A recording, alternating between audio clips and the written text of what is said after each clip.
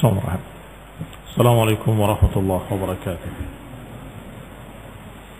إن الحمد لله نحمده ونستعينه ونستغفره ونعوذ بالله من شرور أنفسنا ومن سيئات أعمالنا. من يهده الله فلا مضل له ومن يضلل فلا هادي له، وأشهد أن لا إله إلا الله وحده لا شريك له، وأشهد أن محمدا عبده ورسوله صلى الله عليه وعلى آله وأصحابه والتابعين وتابع التابعين ومن تبعهم بإحسان إلى يوم الدين.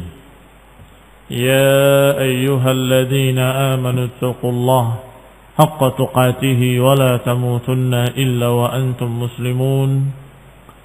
يا أيها الناس اتقوا ربكم الذي خلقكم من نفس واحدة وخلق منها زوجها وبث منهما رجالا كثيرا ونساء، واتقوا الله الذي تساءلون به والأرحام إن الله كان عليكم رقيبا. يا أيها الذين آمنوا اتقوا الله وقولوا قولا سديدا يصلح لكم أعمالكم ويغفر لكم ذنوبكم، ومن يطع الله ورسوله فقد فاز فوزا عظيما. أما بعد، فإن خير الحديث كتاب الله، وخير الهدي هدي محمد صلى الله عليه وعلى آله وسلم، وشر الأمور محدثاتها، فإن كل محدثة بدعة وكل بدعة ضلالة وكل ضلالة في النار. Ikhwani fi din, a'azzakumullah, kaum muslimin yang saya hormati. Masih tersisa fawaid dari ayat-ayat yang lalu, yaitu ayat Allah dalam surat Al-Baqarah ayat 23 dan 24. Wa in kuntum fi raibin mimma nazzalna ala 'abdina fa'tu bi suratin min mithlihi wad'u shuhada'akum min dunillahi in kuntum shadiqin. Fa in lam taf'alu wa lan taf'alu فاتقوا النار التي وقودها الناس والحجارة أعدت للكافرين. Terakhir kita bahas faedah dari Syekh Sa'di rahimahullah bahwa kalimat in kuntum fi raibin, jika kalian dalam keraguan, maka pikirkanlah, bisakah kalian membuat satu surat yang seperti ini, yang seperti surat Al-Quran. Wad'u syuhada'akum, silakan panggil semua saksi-saksi kalian. Ini menunjukkan bahwasanya seorang yang memiliki keraguan ada dua macam. Ada syak al-ha'ir, ada orang yang ragu dan bingung, masih belum dong, belum paham, masih belum mengerti, masih bingung ini apa maksudnya.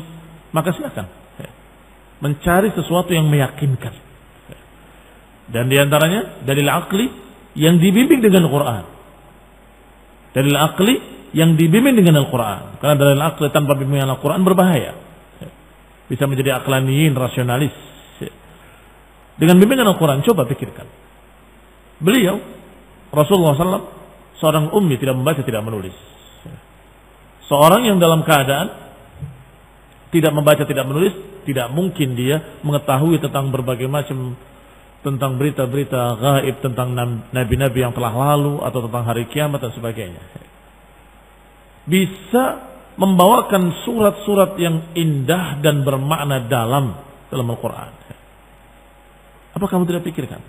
Ini untuk orang yang syak al-ha'ir, orang yang ragu dan bingung. Tetapi golongan kedua adalah asyak ghair sadiq, orang yang ragu tapi tidak jujur. Artinya orang yang dalam keadaan meragukan alias tidak percaya. tidak percaya pada Quran, tidak percaya pada Rasulullah SAW, maka orang ini sudah memegang sesuatu kekafiran, tidak mau tahu sama sekali. Maka demikian kenanya ayat yang sudah kita bahas sebelumnya di awal-awal surat Al-Baqarah. Innal ladzina kafaru sawa'un 'alaihim a'andartahum am lam tundirhum la yu'minun. Orang-orang kafir itu sama bagi mereka. Kamu peringatkan mereka atau kamu tidak peringatkan mereka, sama saja. La yu'minun, mereka enggak akan beriman. Golongan yang inilah yang dikatakan sawa'un 'alaihim, yang sudah meyakini kekafirannya dan meyakini bahwa ucapan Rasulullah SAW tidak benar, meragukan ucapan Rasulullah SAW dan ayat-ayat yang dibacakannya. Juga faedah yang dibawakan oleh Syekh Sa'di selanjutnya, bahwa fi wasfir Rasul birul ubudiyah fi hadzal maqamil 'azim ala dalilun ala anna a'zama awsafihi sallallahu qiyamuhu bil ubudiyah. Sifat yang Allah sifati Rasulullah dengannya yaitu kehambaan. Lihat kalimatnya, mimman nazalna ala abdina, kata Allah. Siapa yang dimaksud abdina? Rasulullah SAW. Tapi dijuluki dengan abdina, hamba kami, kata Allah. Ayat ini menunjukkan bahwa Rasulullah SAW disifati dengan sifat ubudiyah, kehambaan. Dan maqamul ubudiyah, kedudukan kehambaan, kedudukan yang mulia, kedudukan yang sangat mulia. Bahkan dalil ala anna a'zam awsafihi sallallahu alaihi wa ala alihi wasallam al-ubudiyah. Bahkan ini merupakan dalil setinggi-tinggi sifat Rasulullah SAW. Yang kedua adalah ubudiyah. Apa yang pertamanya? Risalah. Sifat risalah, sifat kerasulan. Sifat yang kedua yang juga setinggi-tinggi sifat Nabi adalah sifat ubudiyah, sifat kehambaan. Jangan dibayangkan seperti ketika kita menyatakan beberapa orang dengan hamba sahaya. Ini budak. Rendah sekali. Bukan itu maksudnya. Tetapi budak yang dimaksud di sini dengan hamba dinisbatkannya kepada Allah yang Maha Rahman. Dinisbatkan kepada dirinya yang Maha Mulia. Abdina, hamba kami, kata Allah. Ini berbeda. Dan idhafahnya idhafatut tasyrif. Idhafahnya dijuluki dengan idhafatut tasyrif. Penyandaran kepada Allah untuk memuliakan. Bukan hanya idhafatut tamlik. Bukan hanya idhafah dengan makna kepemilikan. Kalau idhafah dengan makna kepemilikan, semua manusia hamba Allah. Yang kafir hamba Allah, yang mukmin hamba Allah. Yang baik hamba Allah, yang jelek juga hamba Allah. Semua manusia hamba Allah dengan makna kepemilikan, hamba milik Allah. Dan bedakan antara keduanya. Tetapi abdina bukan hanya sekedar idhafah tamlik, bukan hanya idhafah bermakna kepemilikan, tetapi idhafah dengan makna pemuliaan. Contoh lain, rumah, seluruh yang ada di muka bumi ini milik Allah SWT, dan boleh dikatakan semuanya rumah Allah SWT. Tetapi ketika dikatakan Baitullah, hanya masjid. Kenapa demikian? Karena masjid memiliki keistimewaan tersendiri, dimuliakan, dikhususkan untuk ibadah kepada Allah SWT, maka dikatakan rumah Allah. Dan lebih khusus lagi, Baitullahil Haram, hanya Ka'bah. Tidak semua masjid. Baitullahil Haram hanya Ka'bah.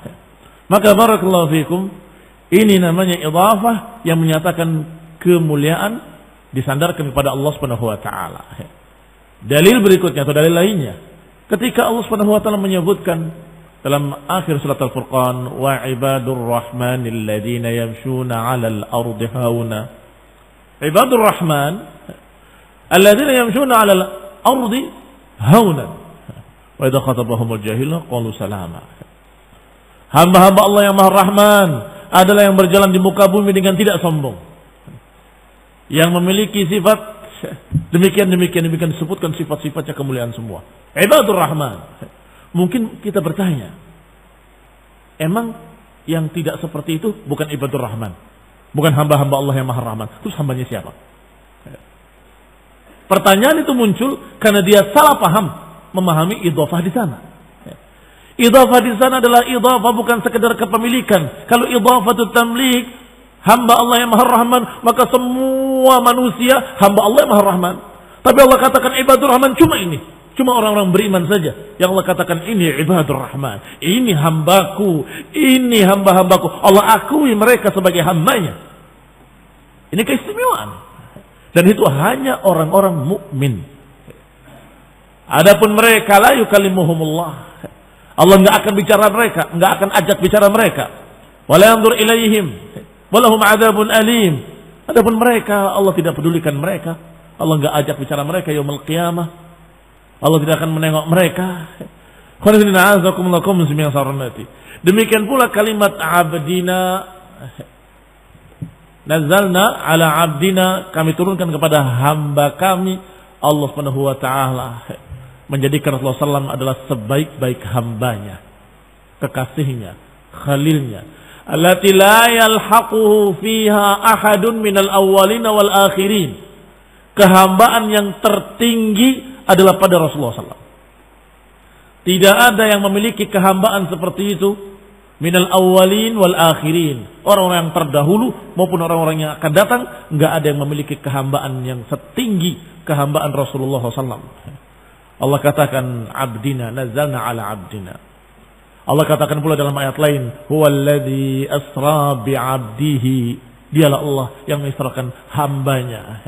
Falamma qama abdullahi. Berapa kali Allah sebutkan sebagai hamba Allah, hamba Allah, hamba Allah. Yang berikutnya, kama wasafa bil ubudiyyah fi maqamil isra, subhanalladzi asra bi'abdihi, dan juga fi maqamil inzal. Allah sebutkan kalimat hamba Allah untuk beliau dalam berita tentang menurunkan Al-Quran. Tabarakalladzi nazzala al-furqana ala 'abdihi liyakuna lil 'alamin nadhira.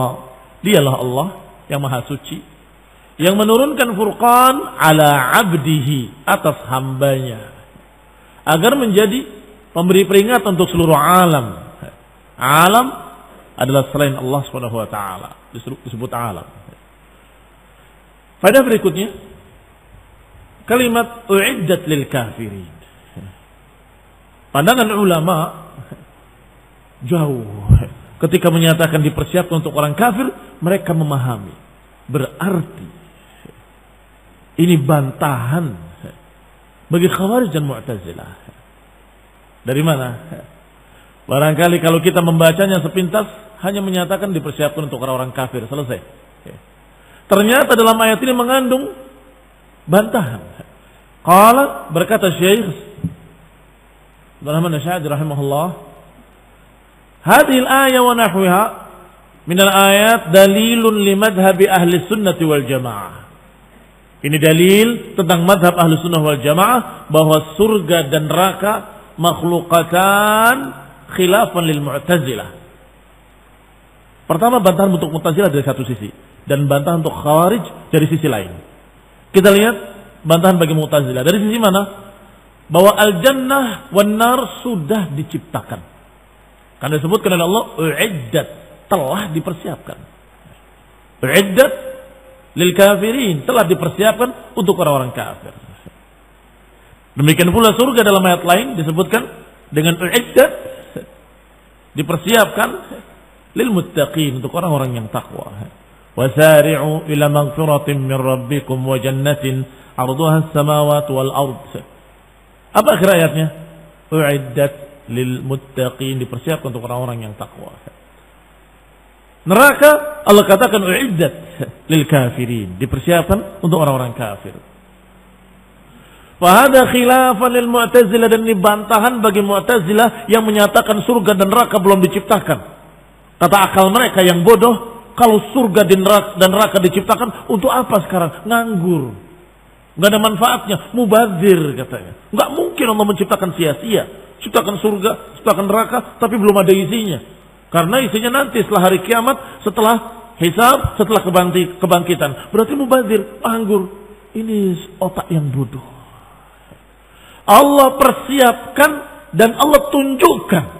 Bahkan Rasulullah SAW menyatakan angin yang sangat panas Angin samum dikatakan itu min fayhi jahannam, dari uap neraka jahannam, agar kalian tahu yang panas, yang paling panas di dunia. Yang kamu letakkan daging di padang pasir itu matang dia, masak dia. Itu baru uap yang jauhnya sekian jauhnya.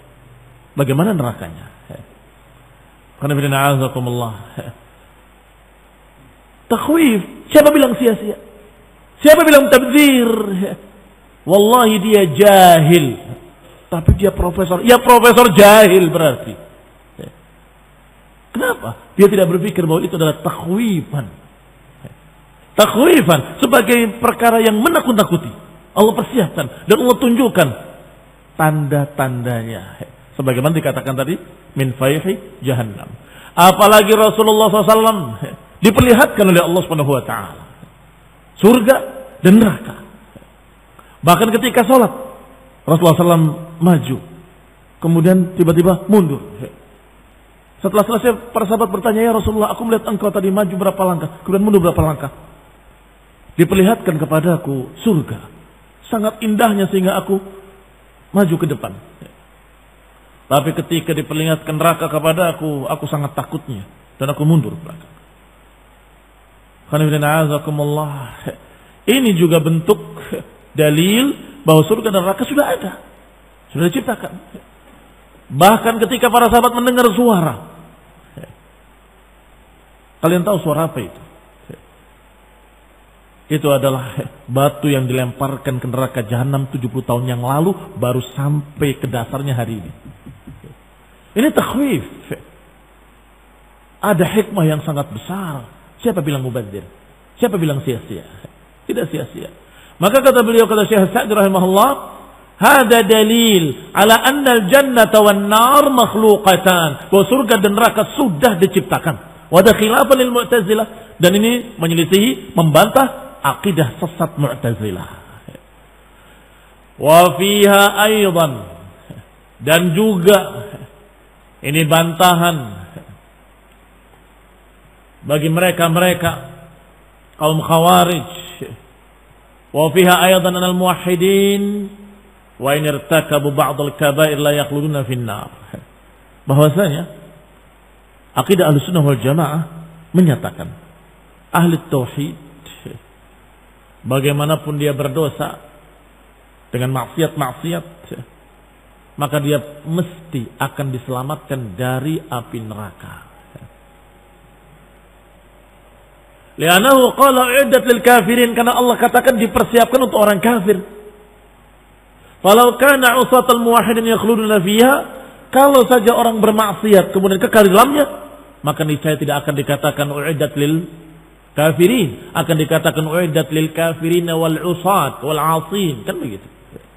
Niscaya akan dikatakan dipersiapkan untuk orang kafir dan untuk orang-orang yang bermaksiat. Tidak. Allah katakan dengan kalimat u'iddat lil kafirin. Kenapa? Karena mereka orang-orang yang bermaksiat kalaupun masuk neraka enggak akan selama-lamanya di sana. Berarti bukan tempat tinggal mereka di sana. Bukan untuk selama-lamanya di sana.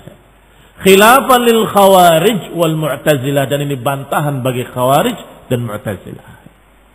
Bantahan bagi khawarij dan mu'tazilah. Khawarij meyakini orang berbuat dosa kekal dalam neraka, dan mereka menganggapnya kafir, padahal mereka tidak kafir. Adapun neraka dipersiapkan untuk orang-orang kafir. Tapi kepada mu'tazilah juga bantahan. Kata mu'tazilah, ya memang tidak kafir tapi kekal dalam neraka. Tidak kafir tapi kekal dalam neraka. Maka kita jawab dengan ayat ini. Neraka itu u'iddat lil kafirin.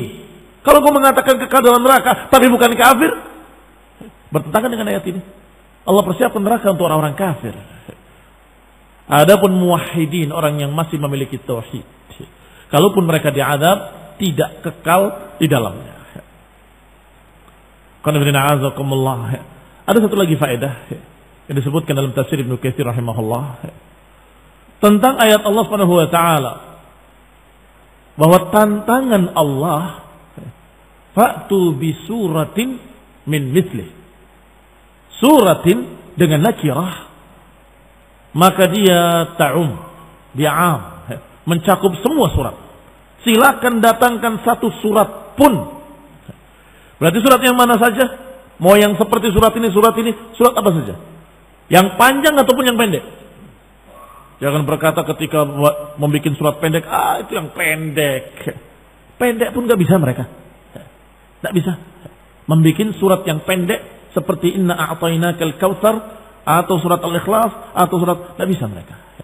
Gak akan bisa seindah, sebagus dan isinya sepadat Al-Quran. Gak akan bisa.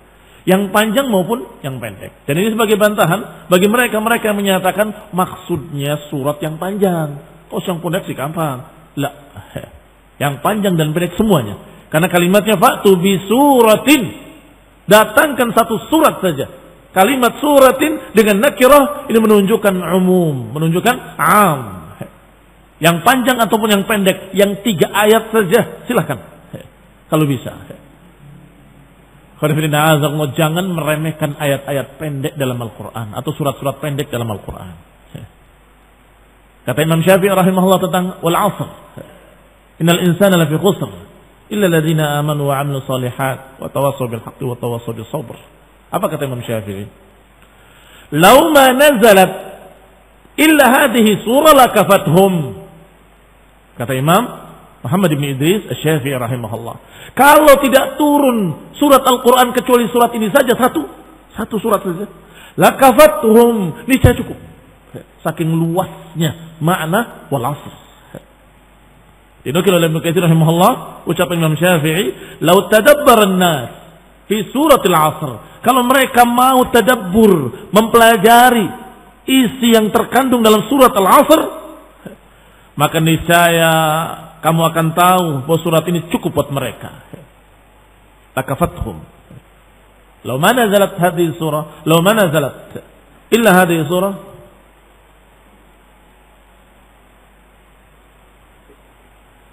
law ma nazalat illa hadhihi surah, kalau tidak turun kecuali surat ini, maka lakafathum, akan cukup. Menunjukkan apa? Bahwa surat yang pendek ini sangat luas maknanya. Sangat luas maknanya. Cukup kalau tidak turun surat-surat Al-Quran kecuali satu surat ini saja. Untuk pegangan hidup cukup. Demikian pula ketika turun surat Al-Asr, Amr ibn al-As ketika belum masuk Islam, pernah dia diutus oleh kaumnya untuk ke Musailamah al-Kadzdzab. Musailamah al-Kadzdzab yang mengaku Rasul. Sampai di sana ditanya oleh Musailamah, apa yang diturunkan pada sahibukum di Mekah? Surat apa yang baru diturunkan kepada teman kalian itu di Mekah? Dijawab oleh Amr bin al-As, suratun wajizatun balighah. Telah turun kepadanya surat yang simpel tapi padat, tapi tinggi maknanya, sangat mengagumkan. Apa itu? Kata Musailamah, al-'asr wal 'asr innal insana lafi khusr illa alladziina aamanu wa 'amilus shalihat wa tawassaw bil haqqi wa tawassaw bis sabr. Fafakkara sa'atan. Musailamah berpikir sejenak. Seakan-akan dapat wahyu. Kadzab. Menundukkan kepalanya. Faqal, kemudian mengangkat kepalanya dan berkata, laqad unzila alayya mithluha. Telah diturunkan kepadaku surat yang semirip itu. Telah diturunkan kepadaku surat yang semirip dengan itu. Qal, dibacakan ayatnya, ya wabar ya wabar, innama anta udunani wa sadr wa sa'irka haqr wa faqr. Kaifa ya Amr? Dijawab, kaifa ya Amr? Lihat. Kalimat ini menggelikan sekali. Ya wabar, inama anta udunani wa sadr. Wahai marmut, kamu itu tidak lain kecuali dada dan 2 telinga. Dan seluruhmu hanya kerendahan dan kefakiran. Ya Amr, bagaimana pendapatmu surat yang turun kepadaku? Faqala Amr, wallahi innaka la ta'lam anni la a'lam annaka takdzib. Sungguh demi Allah kamu pasti tahu bahwa aku ini mengetahui engkau dusta. Kau pasti ngerti bahwa aku ini mengetahui engkau dusta. Ya, ini sangat gamblangnya kedustaan dia. Karena kalimatnya membuat bahan tertawaan mereka orang-orang Arab. Sama sekali nggak ada balaghah dan sama sekali nggak ada keindahan, ditambah lagi nggak ada makna. Sama dengan yang kemarin, al-fil, anfuhu tawil, jismuhu kabir. Nggak perlu diterangkan. Nggak perlu diterangkan bahwa gajah itu badannya besar. Semua sudah tahu. Belalainya panjang. Sudah tahu semua. La yufid syai'an. Tidak menambah faedah apapun. Ini juga sama. Wabar. Wahai marmut. Binatang yang berbulu sering dikatakan dengan wabar. Dan laki-laki yang berbulu juga dikatakan wabar. Maka dikatakan dalam pepatah, al-wabar minal jamal.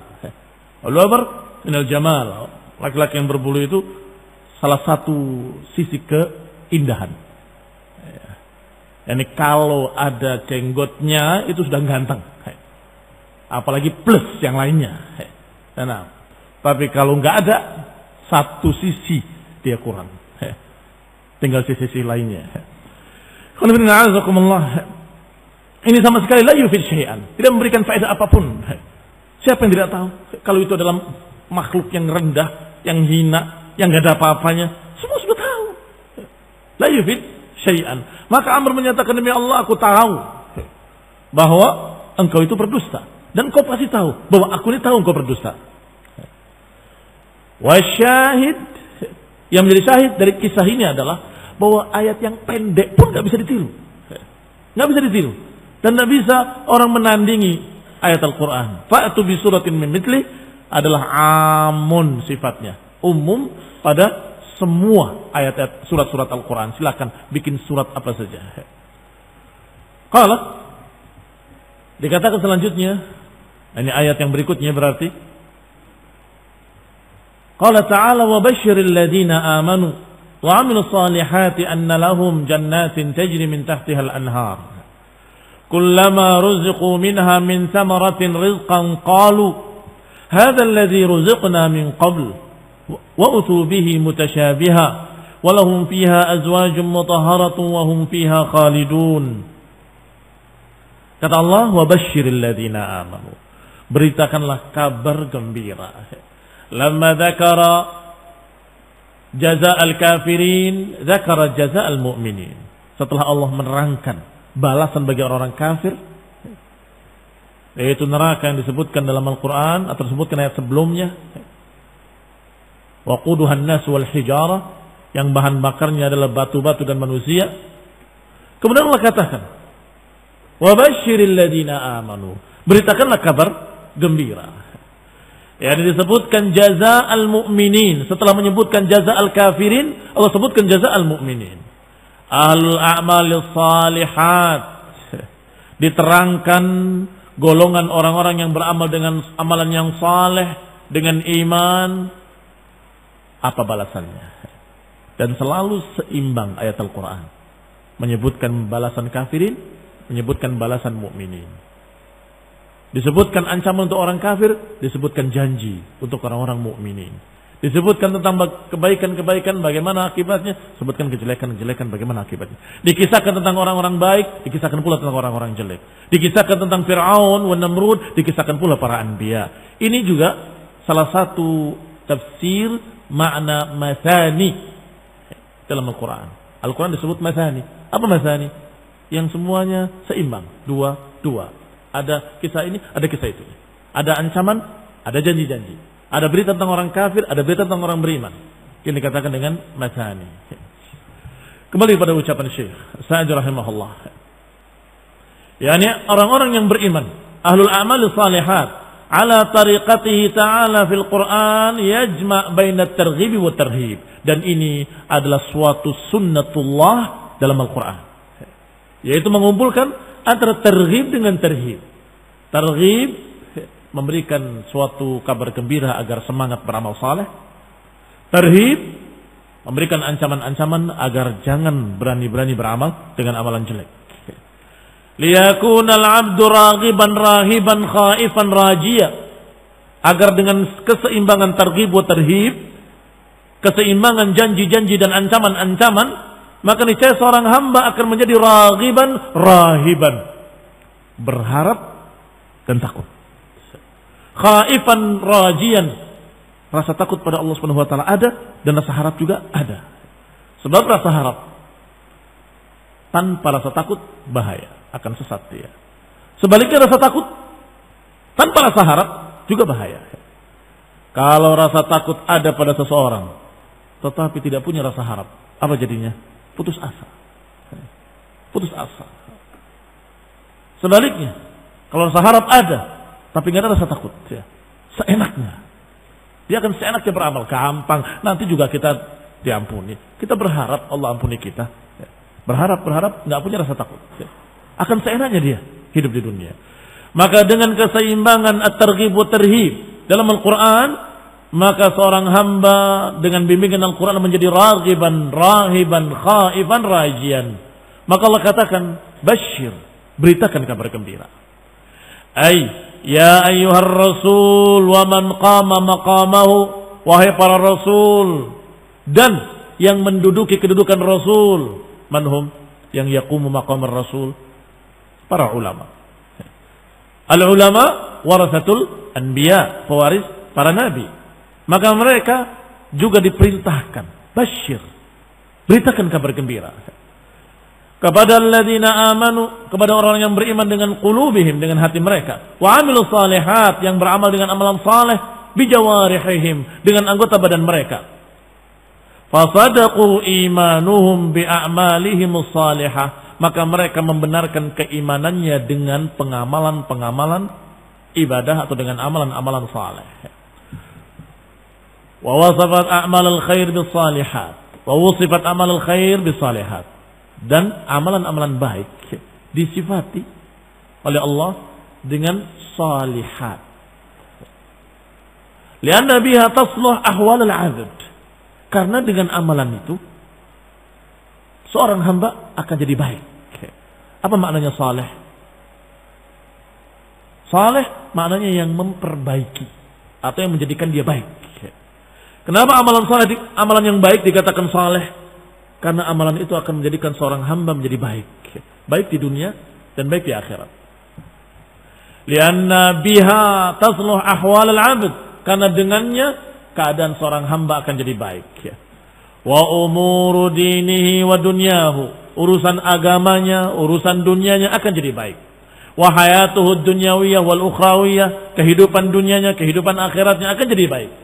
Wa yazulu biha anhu fasad al-ahwal, dan sebaliknya akan hilang dari dirinya segala macam kerusakan-kerusakan keadaan atau keadaan-keadaan yang rusak akan hilang. Fayakunu bidzalika minas salihin, maka akhirnya orang itu akan menjadi orang yang saleh. Maka amalannya disebut amalan saleh karena menjadikan seorang hamba jadi saleh. Alladzina yasluhuna limujawaratir rahman fi jannatihi, yang akhirnya dia menjadi saleh, cocok untuk di sisi Allah dalam surga, untuk menduduki tempat di sisi Allah di dalam jannah. Sehingga makna saleh memang bermakna cocok. Tetapi jangan ditafsirkan ayat-ayat Allah dengan makna yang umum, hanya dengan lughah, hanya dengan bahasa. Akhirnya akan menyesatkan umat. Ada satu orang menafsirkan wal asri, innal insana lafi khusr illa alladziina amanu wa 'amilus shalihat. Ditafsirkan dengan sangat umumnya, bahkan gak dikaitkan dengan agama, dikaitkan dengan dunia.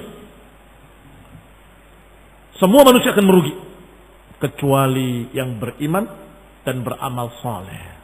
Iman itu keyakinan, amal soleh, amal yang cocok. Secara bahasa memang begitu. Soleh itu artinya cocok. Jadi, semua orang akan rugi kecuali kalau dia punya keyakinan dan diikuti keyakinannya dengan amal yang cocok. Kamu yakin di laut ada ikan-ikan yang kamu bisa tangkap. Kamu amalkan amalan yang cocok. Kamu ambil kailmu, kamu ambil jaringmu, kamu berangkat untuk ke laut, ambil ikan, maka kamu gak rugi, kamu mendapatkan keuntungan. Sempit sekali, sangat sempitnya. Tidak berbicara tentang iman kepada Allah, iman kepada Rasulnya, iman pada hari akhir. Nggak berbicara tentang iman yang dibahas dalam Quran wa Sunnah. Demikian pula amal salehnya, hanya menyatakan amal yang cocok, amal yang cocok. Ini dia dalam keadaan memiliki bahasa Arab tapi tidak memiliki din. Hanya ngerti bahasa Arab tapi nggak ngerti tentang agama, akidah, usul, sunnah. Dia nggak ngerti. Kaum muslimin yang saya hormati. Diterangkan oleh Syekh As-Sa'di rahimahullah, al-alim, al-mufassir, al-faqih, bahwasanya amal saleh adalah amal yang sesuai dengan Quran dan Sunnah. Kenapa dinamakan saleh? Karena dia akan memperbaiki seorang hamba. Kalau hamba itu jadi baik, jadi saleh, maka cocok, pantas, saleh li an yakuna, untuk menjadi seorang di dalam jannah bijiwarillah, di sisi Allah subhanahu wa ta'ala. Berarti amal yang cocok, iya, amal yang menjadikan dia nanti cocok untuk masuk surga. Amal yang menjadikan dia pantas untuk berada di sisi Allah subhanahu wa ta'ala. Apa amalan yang menjadikan dia pantas untuk mendapatkan surga dan mendapatkan kedudukan tinggi di sisi Allah? Ya jelas amalan yang sesuai dengan Quran wa Sunnah. La khilafa fi. Nggak ada ikhtilaf dalam masalah itu. Setelah itu dikatakan, fabashshirhum anna lahum jannat. Kabarkan kepada mereka kabar gembira bahwa mereka akan mendapatkan surga, jannah, yakni basatin, bustan, kebun-kebun, minal asjaril ajibah, dengan pohon-pohon yang sangat menakjubkan, dengan buah-buahan yang aniqah, yang mudah dipetik, wa dhillil mamdud, dengan naungan-naungan yang menjulur panjang, wal aghsan wal afnan, dengan ranting-ranting, dengan dahan-dahan yang memiliki buah-buah yang satu ranting buahnya memiliki sekian banyak rasa yang semuanya lezat.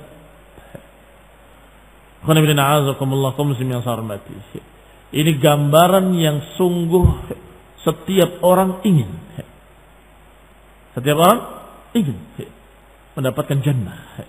Digambarkan oleh Allah Subhanahu wa taala, tajri min tahtihal anhar, mengalir di bawahnya sungai-sungai.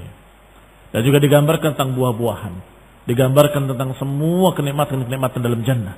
Dan ini perlu diberitakan, bahkan diperintahkan oleh Allah dengan amr, basyir, beritakan kabar gembira.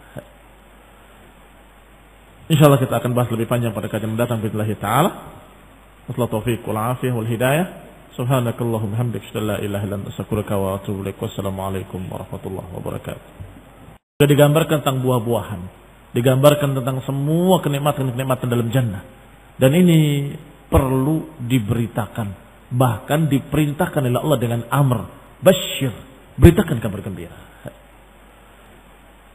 Insyaallah kita akan bahas lebih panjang pada kajian mendatang billahi taala. Wassalamu taufiq wal afiyah wal hidayah. Subhanakallahumma hamdika asyhadu an la ilaha illa anta astaghfiruka wa atubu ilaik. Wassalamualaikum warahmatullahi wabarakatuh.